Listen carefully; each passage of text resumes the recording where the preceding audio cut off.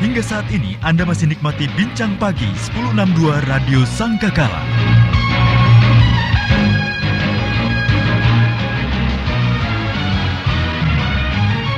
Dari Gereja Sangkakala Surabaya 1062 The Voice of Love. Shalom, selamat pagi kekasih Tuhan. Berjumpa kembali dengan saya Wahyu Widiawati dalam program Bincang Pagi edisi 8 Mei 2020. Apa kabar kekasih Tuhan?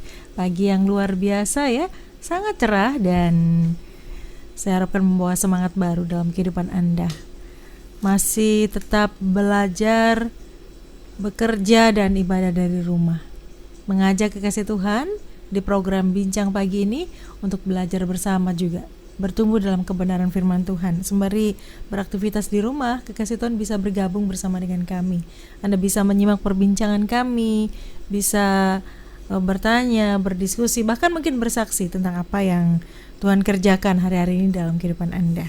Pagi hari ini Pendeta Timotius Sugeng Tanang, saya berbagi dengan kekasih Tuhan. Selamat pagi Pak Timotius. Selamat pagi. Apa kabar Pak? Puji Tuhan. Puji Tuhan. Tetap sehat ya. Amin. Hari ini nggak jalan kaki kekasih Tuhan. Nggak boleh. Supaya lebih cepat. Jadi lebih safe ya. Iya. Biasanya kalau jalan kaki gitu lumayan jauh loh kekasih Tuhan, dari Ngagel ya Pak ya. Iya. Ngagel ujung sana. Iya. Ke sini gitu ya. Marvel ke sini ya. Itu nggak capek itu Pak? Enggak. Lebih jauh lagi pernah. Lebih jauh lagi Pak? Iya. Kemana? Dari Samsat ke Kapasari. Aduh. Hobi jalan atau gimana nih Pak Tim? Ya, semuanya karena anugerah. Karena gara-gara menerima telepon yang di mana kan nggak mungkin kalau saya naik kendaraan umum atau naik taksi. Jadi akhirnya sambil jalan pikirnya selesai, nanti baru dilanjutkan naik kendaraan. Tahu-tahu sampai rumah belum juga selesai. Jadi jalan sambil telepon gitu ya? Ya, pelan-pelan. Atlet kah dulu? Ya, wasit basket, pemain basket juga. Wow, mantap ya. Sekarang masih ingat nggak Pak? Wah, sudah enggak. Ya. Minimal bisa dribble kan? Ya, dribble bisa kan? Bisa. Pemain basket. Di tahun itu jarang loh orang main basket Pak. Tahun-tahunnya Bapak ya? Loh, banyak. Oh, banyak ya? Banyak. Kami sekeluarga hampir laki-laki semua. Oh, main basket semua. Wah, luar biasa. Tahun 60-70-an. 60-70 ya. Sekarang main sampai basket. Sampai nurun anak saya. Oh ya. Iya. Cucu? Enggak.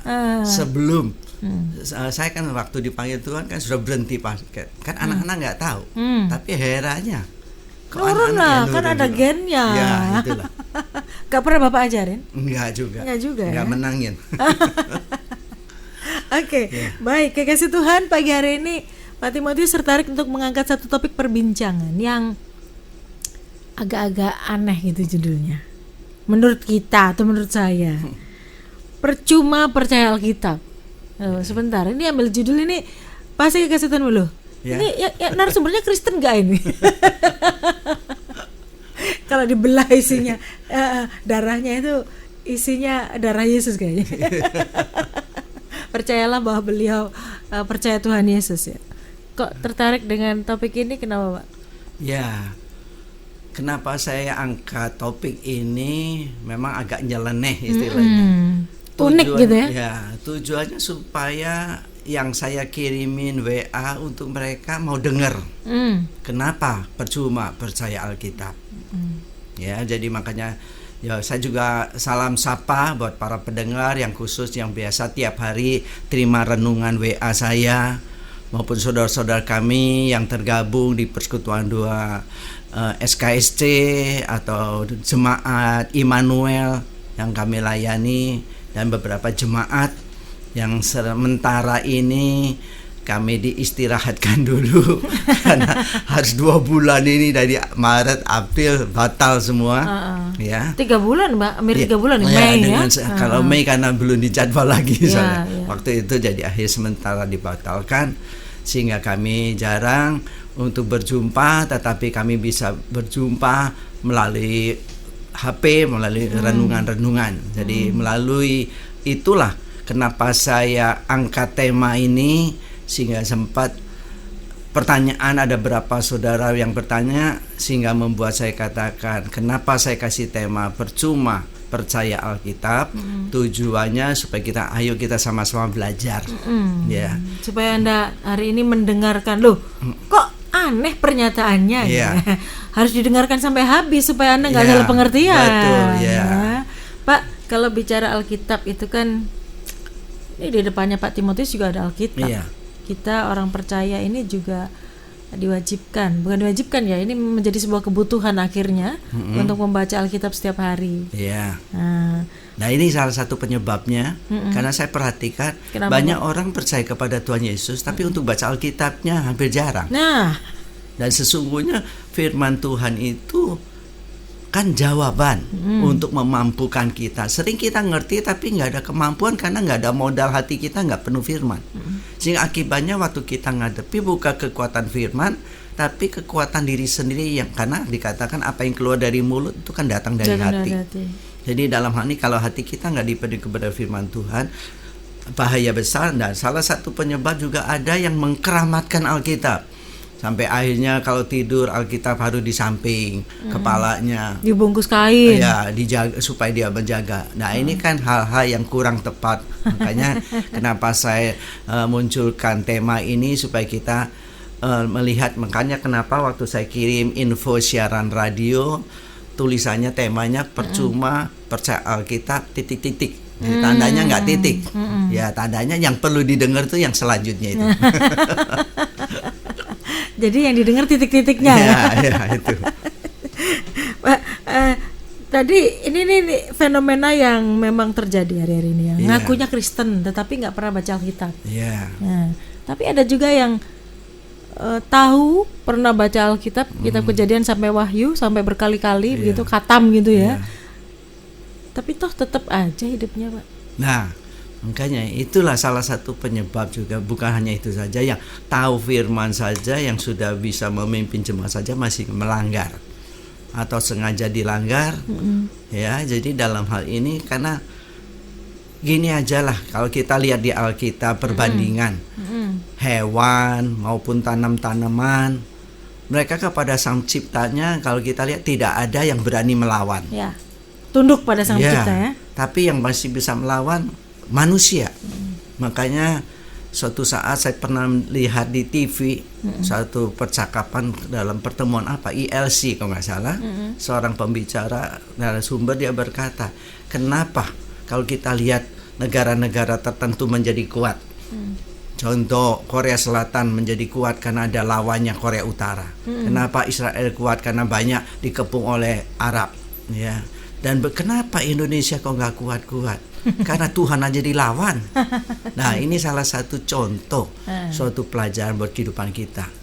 Biarlah benar-benar kita di negara yang berpancasila, yang berketuhanan yang Maha Esa sebagai sila pertama. Itu bukan hanya ditulis di nomor pertama, tapi juga dihidupi dalam kehidupan kita yang utama. Supaya apa? Supaya benar-benar kita menyadari atau untuk mendasari, kita baca dulu aja ayatnya. Silakan, Mbak. Di mana? Ya, saya ingin kita sama-sama lihat dalam firman Tuhan dalam Yohanes pasalnya yang kelima, ayatnya yang ke-39 dan ayatnya yang ke-40. Kalau saudara hari ini di depan saudara di radio atau di HP atau komputer saudara, tolong siapkan catatan karena saya ingin menunjukkan banyak ayat-ayat yang sudah membuktikan posisi kita sedang tidak tepat dengan posisi yang Tuhan mau.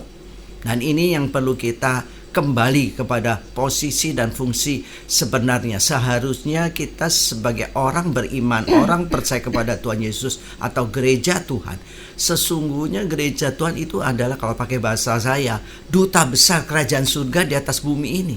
Untuk menyuarakan surga, untuk menyuarakan, mewakili surga. Tapi kenyataannya belum, ya, bahkan dilanggar dan bahkan berlawanan, ya. Sehingga tanpa sadar bukan kita yang surganya yang diberitakan, tetapi lawannya yang dirangkul. Kalau zaman dulu yang saya masih jemaat biasa, saya masih ingat, mungkin juga banyak lagu-lagu yang diucapkan kata-katanya demikian, kita harus pikul salib lawan iblis. Tapi kenyataannya sekarang lebih banyak pikul iblis lawan salib. Maunya cari yang dibolak-balik ya. Nah, ini yang mengerikan. Maka itu saya ingin ajak, ayo kita sama-sama lihat firman Tuhan dalam Yohanes 5:39 sampai 40. Ya, saya akan bacakan Yohanes pasalnya yang kelima 39 sampai 40. Firman Tuhan berkata demikian. Kamu menyelidiki kitab-kitab suci sebab kamu menyangka bahwa olehnya kamu mempunyai hidup yang kekal. Tetapi walaupun kitab-kitab suci itu memberi kesaksian tentang aku, namun kamu tidak mau datang kepadaku untuk memperoleh hidup itu. Memang Alkitab menceritakan tentang Tuhan Yesus yang punya hidup. Tetapi kalau kita tidak pernah ada perjumpaan pribadi seperti perempuan Samaria, seperti Sakius, seperti Saulus yang berubah menjadi Paulus, kalau dia tidak pernah mengalami secara pribadi, tidak ada perubahan hidupnya. Jadi kita bisa melihat perubahan pribadi terjadi bukan karena kita sekolah Alkitab, bukan karena kita hafal Alkitab, bukan kita menguasai ayat-ayat Alkitab, tetapi sampai di manakah pengenalan kita kepada Tuhan Yesus Kristus, inti daripada Injil itu. Kalau kita tidak hidup di dalam Injil, maka akibatnya saudara, kita terjebak dengan suatu hal kemunafikan. Seperti kenapa Yesus paling marah dengan orang munafik. Ya, kenapa? Karena mereka cuma tahu tapi tidak melakukan. Makanya kenapa saya angkat tema percuma percaya Alkitab, artinya yaitu kalau selanjutnya kita tidak laksanakan. Jadi firman Tuhan pagi hari ini untuk mengingatkan kita yang selama ini kita abaikan. Saya rajin ke gereja, saya rajin saat teduh, saya rajin doa puasa, saya rajin pelayanan. Itu bukan jaminan. Ya, kenapa? Buktinya yang orang sudah bertitel dalam teologi pun juga bisa jatuh. Padahal itu tahu ngelontok Alkitab. Nah, makanya bisa dikhotbahkan juga. Tetapi kan kekristenan itu kan bukan soal bisa dikhotbahkan atau bisa mengarahkan saja. Tetapi perubahan apa yang terjadi dalam kehidupan seseorang itu.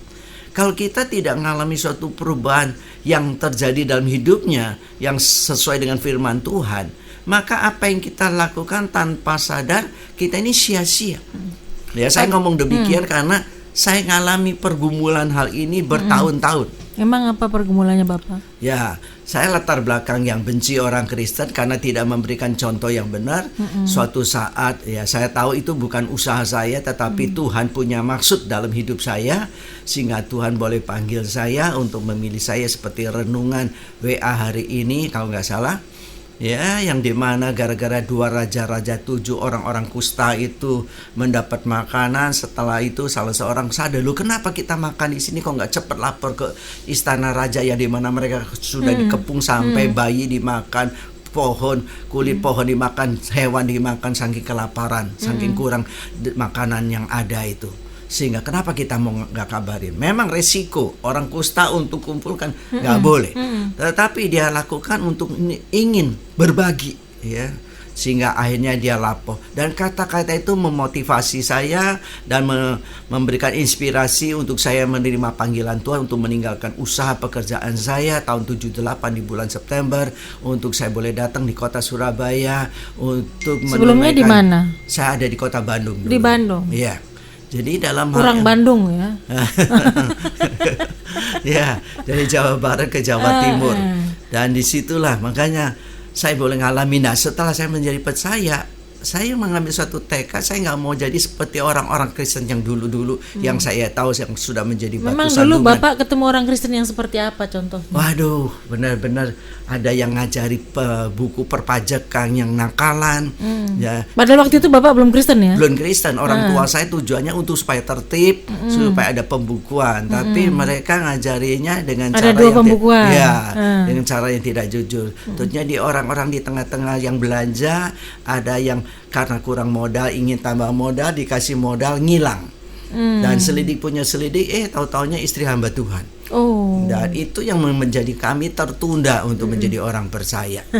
Dan satu hal lagi yang benar-benar saya alami dalam pelayanan juga, yang seharusnya sebagai pembimbing saya, dia mengajari saya tidak boleh melakukannya, tapi dia lakukan yang tidak boleh di depan saya. Dan itu yang membuat saya tahun-tahun awal itu membuat pergumulan. Aduh, lebih baik saya nggak usah jadi Kristen. Kalau saya demikian kan sama aja, saya juga bisa lakukan semuanya itu. Dan di saat saya sungguh-sungguh mau melakukan, saya jatuh bangun bukan soal berbuat dosanya, tetapi tidak bisa menyesuaikan dengan apa yang Tuhan mau. Sampai suatu saat Tuhan boleh tunjukkan kebenaran firman Tuhan, sehingga akhirnya itu yang senantiasa di mana saya berada, saya ingin membagikan. Tanpa kita hidup ciptaan baru, jangan harap kita bisa sesuai dengan kemauan Tuhan. Walaupun kitabnya dibaca khatam 10 kali ya. Betul, biarpun kita tahu ayat-ayat titik komanya, hafal nggak jaminan. Karena itu kan sampai berpengetahuan, bukan pengalaman hidup bersama firman Tuhan itu. Ini yang akhirnya merubah pola pikir saya, sehingga kalau dulu saya nyalakan orang Kristen, tetapi sekarang saya mulai mengasihaninya. Kenapa ya mereka yang sudah tahu, sudah terlibat, kok nggak ngerti-ngerti terus? Karena apa? Oh, ini penyebabnya. Setelah saya tahu penyebabnya, saudara, makanya saya ingin berbagi terus. Ya, kenapa saya angkat tema percuma? Saya ingin tunjukkan. Coba kita lihat Yohanes 3 ayatnya yang ke-36. Ya, di depannya Yohanes 3 ayat 36. Kan rugi besar gitu loh kalau kita nggak ngalami pengalaman ini. Yohanes 3 ayat 36, firman Tuhan berkata demikian ya. Yohanes 3 catat 36. Barang siapa percaya kepada Anak, kepada Tuhan Yesus, ia beroleh hidup yang kekal. Kan bagus. Kalau kita percaya kepada Tuhan Yesus, kita memperoleh hidup yang kekal. Tetapi barang siapa tidak taat kepada Anak, ia tidak akan melihat hidup, melainkan murka Allah tetap ada di atasnya. Masa selamat, masa mendapat hidup yang kekal itu. Jadi ini sesuatu hal yang mengerikan. Dan untuk supaya saya ingin paparkan, mungkin kita sering apa yang kita lakukan, kita ini nggak tahu kalau itu salah atau benar. Makanya kita selalu mikir kita ini benar terus, Pak. Ya, sering kita berbicara pikir benar itu bukan karena kebenaran yang membaru hidupnya, tapi sering kita suka melakukan pembenaran diri sendiri. Beda itu ya. Ya, sudut pandangnya yang berbeda. Makanya kenapa petinju sejago-jagonya petinju perlu ada latihan. Ada pelatih maksud saya. Nah, coba kalau pelatihnya naik ring sama-sama, belum tentu bisa menang. Nah, jadi tandanya ada mata lain yang membantunya segala kelemahan kekurangan. Dan pagi hari ini saya ingin share, ya, jangan-jangan kita dalam posisi yang demikian, karena sejak dulu Alkitab sudah mengingatkan. Lebih-lebih dalam kitab Hosea 4 ayat 6 dikatakan, umatku binasa karena tidak mengenal Allahnya. Kan aneh kalau orang kafir tidak mengenal Allah terus binasa, maklum. Tapi ini umatnya tidak mengenal. Jadi tandanya kan sesuatu hal yang aneh gitu loh, saudara. Nah, contoh-contoh pagi hari ini saya mau bagikan. Ya, contoh yang pertama, coba kita model yang demikian bukan? Ya, kalau tadi yang tadi berkata kita baca Alkitab, tetapi kita datang berjumpa membangun hubungan, bergaul dengan Tuhan Yesus nggak yang punya hidup. Kalau kita tidak bergaul dengan Tuhan Yesus, cuma hanya sampai baca saja, dengan baca renungan, dengan saat teduh, dengan doa, tapi nggak ada pertemuan pribadi dengan Tuhan. Ya, pertemuan pribadi bergaul dengan Tuhan itu yang seperti apa? Nah, makanya Alkitab dikatakan Yohanes pasal yang ketiga, engkau perlu dilahirkan kembali. Kalau engkau tidak dilahirkan kembali, maka engkau tidak akan lihat dan bahkan tidak akan masuk dalam kerajaan surga. Jadi kita bisa lihat contoh Tuhan Yesus, lawannya itu tokoh agama Nikodemus. Jadi dengan kata lain, kalau saudara hanya sampai batas beragama Kristen atau beragama Katolik, tandanya saudara belum mencapai standar yang Tuhan mau. Karena tidak cukup hanya itu ya. Ya, kita tidak salah, karena agama itu berbicara hitam di atas putih. Sebagai warga negara kita penganut agama yang mana, itu nggak salah. Tetapi itu kan baru langkah awalnya. Dan setelah itu kan ada kelanjutan. Setelah kita terima di salah satu sekolahan menjadi murid, kan nggak berhenti setelah terima terusnya seenaknya. Harus setelah belajar. itu baru belajar. Nah, makanya ini langkah selanjutnya ini yang perlu kita jalani dengan benar, bukan cocok-cocokan atau pembenaran diri sendiri atau menurut pendapat saya. Nah, pendapat itu sudut pandang yang cukup gampang saja. Kata-kata bertobat. Ya, menurut pandangan bertobat kan selama ini kita anggap bertobat itu kalau saya berbuat merusak hidup 5M. Apa tuh? Molimo, meninggalkan molimo. Bukan. Apa? Ya, molimo itu artinya madat, ya male, ya main, ya madon. Nah, itu bahasa Jawa ya. Itu. Ini orang Bandung bisa bahasa Jawa juga ya ternyata ya. Ya, karena sudah 40 tahun tinggal di Surabaya. Iya, kekasih Tuhan, pertobatan adalah langkah berikutnya setelah kita percaya dan terima Yesus sebagai Tuhan dan Juru Selamat ya. Mungkin ketika kita declare bahwa kita terima Yesus sebagai Tuhan dan Juru Selamat, kita membaca Alkitab, tetapi ternyata tidak cukup berhenti sampai di situ. Harus ada buah pertobatan. Nah, apa tandanya orang ini sudah bertobat atau belum? Dalam kehidupan sehari-hari. Sabar dulu, kami akan perbincangkan poin tersebut sesaat lagi.